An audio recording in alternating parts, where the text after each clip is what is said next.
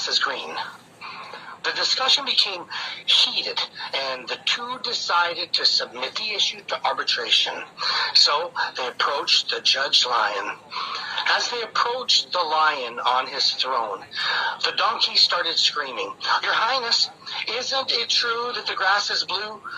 The lion replied, "If you believe it's true, then the grass is blue." The donkey rushed forward and continued, "The tiger disagrees with me, contradicts me, and annoys me. Please punish him." The king then declared, "The tiger will be punished.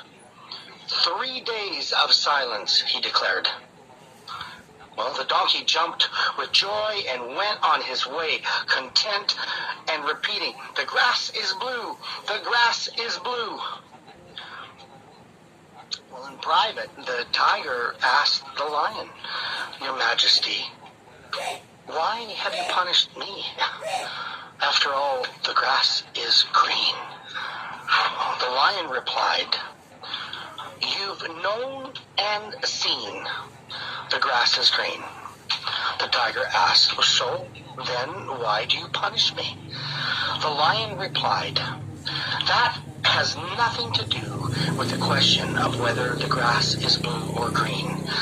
The punishment is because it is degrading for a brave, intelligent creature like you to waste time arguing with an ass. And on top of that, you came and bothered me with that question just to validate something you already knew was true." You see, the biggest waste of time is arguing with a fool and fanatic who doesn't care about truth or reality, but only the victory of his or her beliefs or illusions. Never waste time on discussions that make no sense. And there are people who, for all the evidence presented to them, do not have the ability to understand, nor do they want to understand, they just want to argue. Others who are blinded by ego or hatred and resentment, the only thing that they want is to be right, even if they aren't. The saying goes, when ignorance screams, intelligence moves on. Until next time. Do you like it? So, I mean, this is something that I just want to share with you guys, all right? Like, as you become more and more successful, there will be, a lot of keyboard warriors, haters, and all these, negative people out there. Again, your goal is not to explain to them, all right? Because it's such a waste of time to argue with an ass, all right? Even, I am not, I can't escape from things like this as well, all right? Because the point is that as you move upwards in a society, there will be so many people at the bottom there that want to pull you down, that will say a lot of things about you. Whether you're rich, you will have haters. You also got haters. You buy super car, also got haters. You buy a normal car, also got haters. Like, there will be haters no matter what, all right? So what I want you to know is that, don't waste your time. Right? I even tell my students as well, sometimes they want to defend me, because someone else say something about me or the workshop and all that. I tell them, don't bother, all right, just move on. Because the key here is you need to elevate above the noise. I mean, seriously, even Jesus and whoever, right, they also have their own set of haters and all that. So what makes you that, how can you be, ahead of them, all right? The point is that, just move on. Alright, just focus on what you need to do. I think this is really, really important. Alright, can you imagine if, example, Mark Zuckerberg is the owner of Facebook. You think he put a post on social media in Facebook? You think everybody will love his post? You think there will be 0 people that will be against or disagree with him? Yeah, I can tell you, even he put up a post, right, I won't be surprised that maybe thousands and thousands of people that, have the angry emoji or negative or, against whatever that he's saying. If he needs to be unhappy for every one angry emoji, I can tell you, he got no time to running his business already. Okay? So when ignorance scream, intelligent move on. Alright? When you don't risk anything, you risk everything. How much you make is in proportion on how much you believe in yourself. Is that clear, everyone? All right. So go all in. Come on, everybody, type in the Zoom chat. Go all in. Okay, remind you of yourself of that. All right. And the other thing is this, right? I want to share with you something called value versus time. And hopefully this can be a useful lesson for you, because some people brought up to me from the class. In fact, there was one situation before. One of the lady in the class actually told me, say, Vince, I'm an accountant and I charge people very reasonable, in fact, probably below market rate, my services. But why my customers still drag my payment for few years? Sometimes they owe me for 3-4 years of my service fee. All right, even though I charge them below market value. You know why? Because if you don't know how to value yourself, right, people will take you for granted. Okay. In fact, I told that lady, I said, I don't care. After the class, you are going to charge fair market rate. All right, and you're going to tell them anyone who delay the payment, there will be interest on it. Okay. And she was afraid that the customers will leave. But you know what happened? How many customers leave? 0. Because every one of them know that they are taking her advantage of her. Alright? Not only nobody leave, now she get paid fairly and timely. Alright? So I want you to understand that you must know how to value yourself. I mean, if you are so damn good in doing something, let me ask you a question. If you're so damn good in doing something, alright, you spend your years, 10 years, 20, 30, 40, 50 years going through all the mistakes, making making all the possible mistakes that you can ever make, spend so much of money to learn, so much of money in the mistakes that you make as well. If you are so damn good in what you do, should you charge low or charge high? What do you think? You should charge as high as possible. That's what I'm trying to say. Okay? Do not shortchange yourself. If you are so damn good in what you do, charge as high as possible. Alright? In fact, sometimes I even see during COVID, some people even complain like, oh my god, during COVID you charge so high for your fees or whatever it is. So I can tell you right now, during COVID, do you change the way you deliver? Do you deliver lesser during COVID? No! You should not give a discount during COVID. You should charge whatever that you're supposed to charge. If you want to do charity, it's by choice. Is that clear, everybody? Alright? Making money is your ability. Alright? Doing charity is your choice. I mean, for me, I would charge regardless whether it's during COVID or not COVID. I'm still doing the same thing. Why should I charge any lesser? If I want to do charity, I will do it by myself. Because I know I always do charity. Alright? I have a certain charity that I support. Why should I let you dictate what kind of charity I do? You get what I'm trying to say? So don't let other people dictate your value, regardless of the situation. I can tell you, don't let people take advantage of you. Okay? You should charge whatever you need to charge. In fact, you should charge as high as possible. And if you really want to serve the underserved, take the money that you make, you come up with another separate initiative, maybe a lower end version, maybe hire certain people to do certain solution in a certain way to serve the underserved. That is even better because you are in control of it. You understand what I'm trying to say? Charge as high as possible, make the money, take the money and build a separate initiative to serve the underserved if you really want to. Is that clear, everyone? That is how you should do. Okay? In fact, this reminds me of a story. In regards to one of my, I still remember this very clearly. Let me share this with you.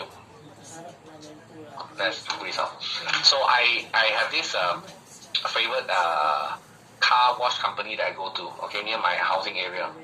So there's 2 rows of shops, okay, 2 rows of shops. And then this is the car wash.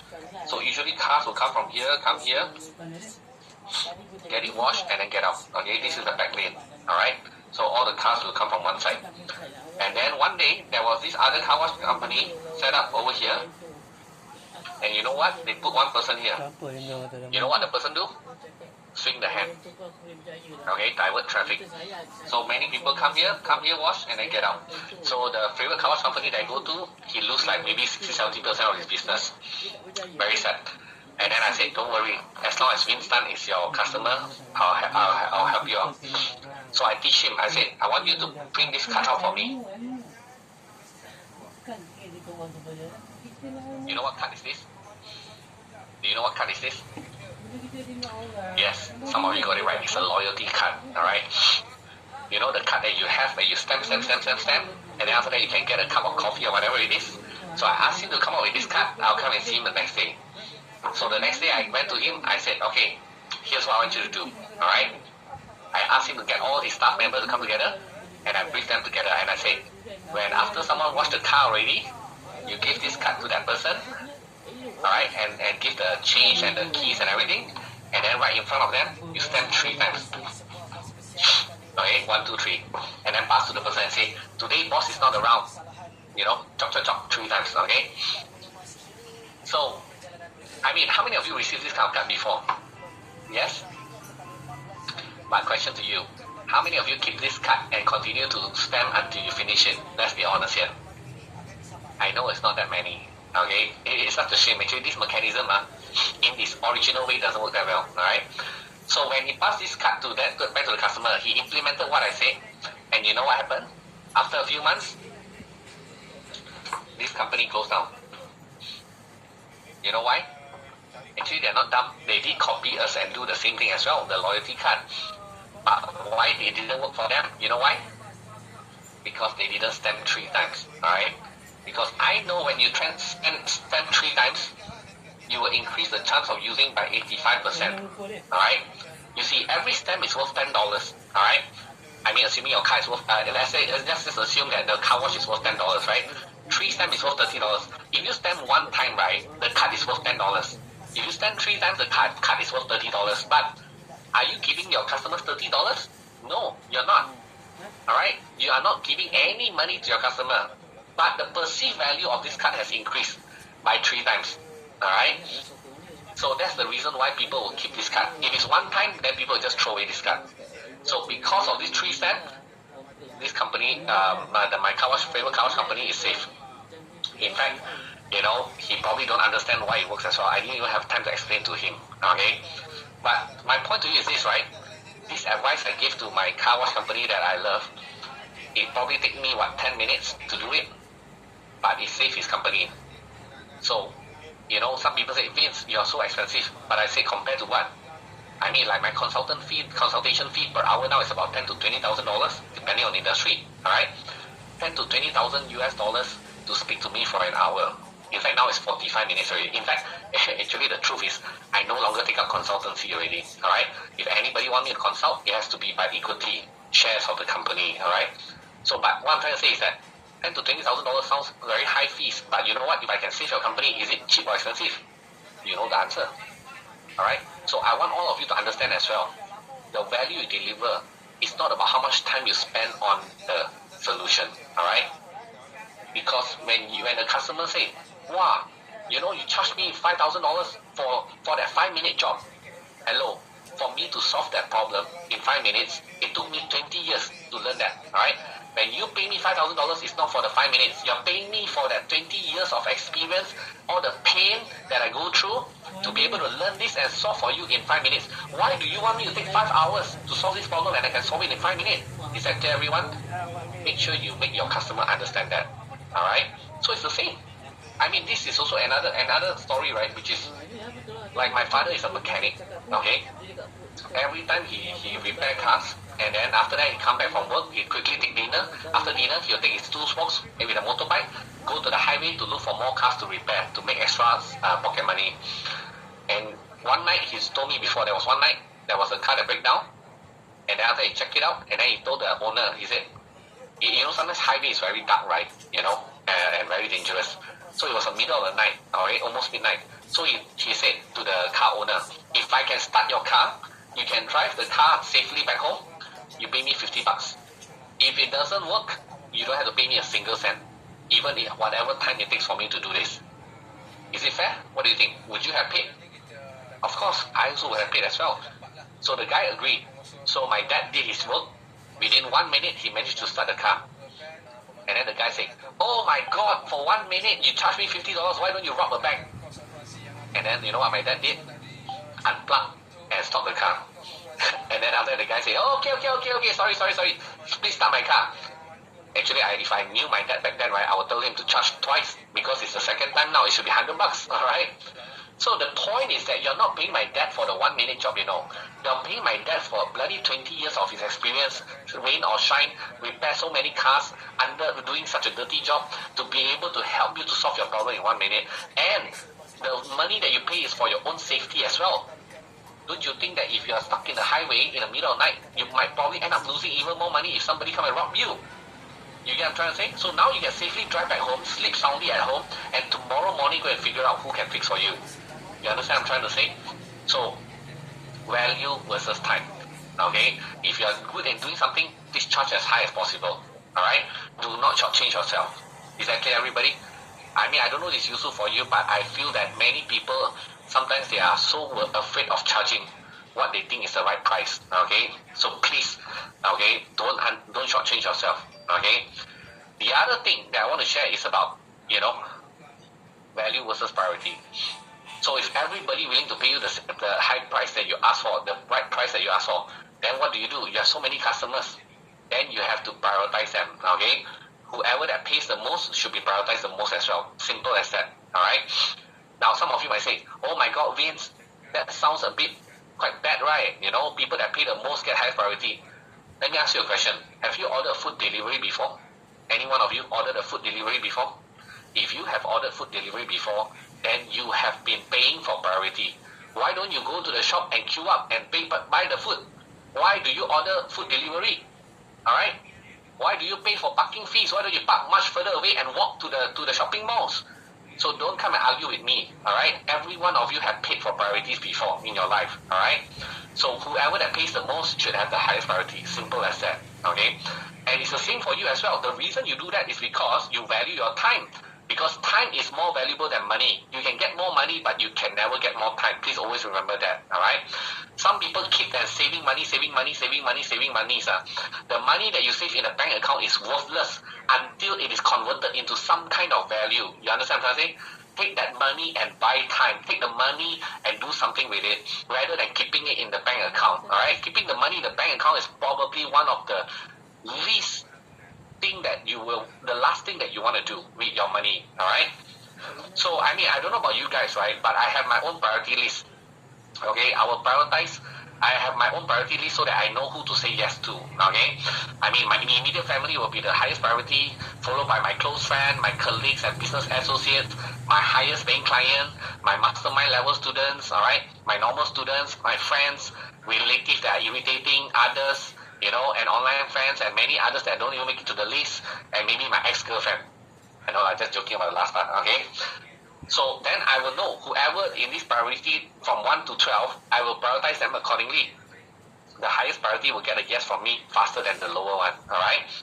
Of course, I will also have my zero priorities, alright? People that has got no priorities in my life, alright? People who are negative, people who have poor mindset, people who are haters, keyboard warriors, people who screw me over, alright? People who waste my time and don't take action at all. These are the people who will never have any priorities in my life at all, alright? So you need to have your own priority list so that you know how to make decisions faster. Because sometimes we simply say yes to the things that we should have said no. And sometimes we say no to the things we should have said yes to. Is that clear, everybody? I know this is not exactly entrepreneurship, but I hope that I think this could be useful for you, alright? Now let's talk about build. So, we talk about ideation, we talk about lean canvas, and then I believe those of you do lean canvas, the exercise, you would have gotten some kind of clarity as well, alright? It would have been so much easier for you to explain to someone. And then we talk about business model, and then we talk about validation, how to test your idea, and after testing the idea already, the next thing is, let's say the test works well, then you have to start building the product itself, isn't it? So this is what we're going to talk about, okay? Life is too short to build something that nobody wants. Focus on the problem, not the features. Very simple example. I'm sure a lot of you use Microsoft Word and Excel before, right? Microsoft Word and Excel. Do you know how many functions they have? A few thousand features and functions. But how many features and functions do you use? Not that many. File open, file save, left, right, center, bold, italic, underline, font size, font type, file print, save, exit. That's about it, alright? Less than 1% of the function and features. If you ever want to fight with Microsoft Word or Excel, if you just build the 1-2% of the function and do better than Microsoft, you already have a chance. Is that clear? Alright? So I want to introduce to you something called MVP, minimum viable product. So it's a concept where you try to build the most minimum and go to the market first, and then improve after that. It is not about building, let's say you want to build a car, it's not about building one wheel, two wheel, and then body and a car. It's starting from skateboard, then scooter, and then after bicycle, then motorcycle, then eventually a car. So the concept is to build little iteration, alright, until it becomes the final product. Okay, you don't wait until the end only you go to the market, try to perfect it, and then after you go to the market. You start from small and continue to grow, alright? So it is like from an idea, you go and build the product, and then after the product come out, you go and measure, test it out in the market, get some data, and then learn what is good, what is bad, and then after that go back to ideation again. So it's like a cycle, not a straight line. So in this cycle, every month you come up with a better version, and if during that month, that one cycle, you do wrongly, the time that you waste is 1 month. But if you think from traditional perspective that I need to build this until perfect, only then I go to the market, I need to spend 12 months to come up with a perfect product. I can tell you, by the time you finish the 12 months and come up with a perfect product, I already go to the market 12 times. Every month come up with a better version, and then the market will tell me what they like and what they don't like. My version number 12 versus your version 1 will be better. Much better because of the iteration process. Is that clear? Alright? If you spend 1 year to perfect the product and go to the market and realize that nobody wants, you have just wasted 1 year. Is that clear, everyone? So this is a concept of the way of how you think when you build a product and services. Alright? So how to build this MVP? How to build the minimum product to go to the market and test it out? There are a few ways and concepts I want to share with you now. Alright? Number 1, you can start with a few ways. Okay? Number 1, you can start with a video explainer. Come up with a simple video that can explain very clearly what your product is about. That people thought is even a real product. Okay? And then from there, you can gather feedback as well. Okay? A video explainer that looks something like this as an example. Okay? Meet Tom. Tom's passion is to ride velociraptors, but it's just too expensive. And instructors keep getting eaten. And there's Jane. Jane absolutely loves to play air guitars, but there's no other air guitarists in her area. And the free videos on the internet are one huge mess. If only they had EduPal. EduPal is an online learning platform featuring multimedia courses taught by the absolute best in their fields, where you learn what you love from the masters. Each course is well organized. You know exactly where to start. What's more, you can bring these courses with you on your phone or tablet and learn wherever you are at your own pace. With our built-in social network, you'll be among like-minded people. So, unlike Jane, you can have lots of friends learning together. Even better, each course is only $5 or even free, and that makes it affordable and accessible to everyone. For every course that you enroll, another will be donated to public schools and libraries. So, maybe you can't find dino riding or air guitaring, but for everything